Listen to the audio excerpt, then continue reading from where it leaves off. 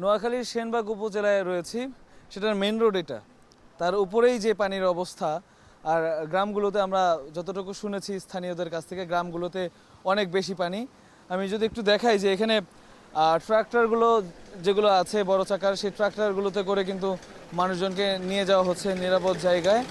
এবং আমরা যতটুকু জেনেছি স্থানীয়দের কাছ থেকে, নোয়াখালীর বিভিন্ন অঞ্চল কিন্তু প্লাবিত হয়েছে, বিভিন্ন এলাকা, বিশেষ করে সেনবাগের বিভিন্ন গ্রাম কিন্তু প্লাবিত হয়েছে। তবে খুব বেশি ত্রাণ সামগ্রী এখানে আসছে না। স্থানীয় যারা আছেন তারাই কিন্তু তাদের নিজস্ব উদ্যোগে বেশ ত্রাণ সামগ্রী দেওয়ার চেষ্টা করছেন। তবে সেটা আর খুব বেশি দিন চালানো সম্ভব হবে না বলে তারা আমাদেরকে জানিয়েছেন। এছাড়া তারা আশা করছেন যে যারা ফেনী এবং বিভিন্ন এলাকায় যেখানে প্লাবন হয়েছে সেখানে ত্রাণ সামগ্রী দিচ্ছেন, তারা নোয়াখালীর যে প্লাবিত এলাকাগুলো আছে সেদিকেও একটু নজর দেবেন। এরই মধ্যে কিন্তু আমরা জানতে পেরেছি যে এই পানি উঠে যাওয়ার কারণে অনেকের বাড়িঘরে বুক সমান পানি উঠে গেছে।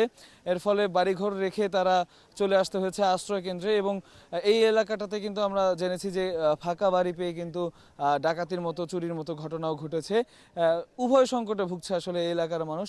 একে তো পানিবন্দী, তার মধ্যে আবার এরকম চুরি ডাকাতির কারণে তারা আসলে বাড়ি ছেড়ে যাবে নাকি যাবে না সেই ব্যাপার নিয়ে তারা কিন্তু দ্বিধাদ্বন্দ্বিতার মধ্যে আছে। তবে বাড়িতে খুব বেশিক্ষণ থাকা যাচ্ছে না, কারণ ঘরের মধ্যে কিন্তু বেশ পানি উঠে গেছে।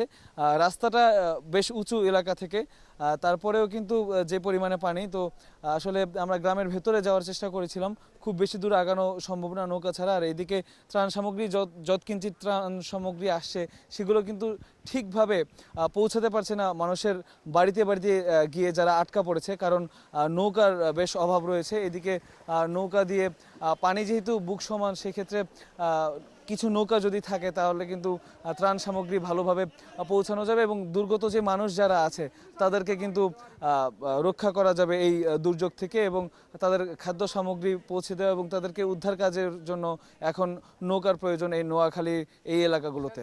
এই ছিল এখনকার মতো আমার কাছে সর্বশেষ।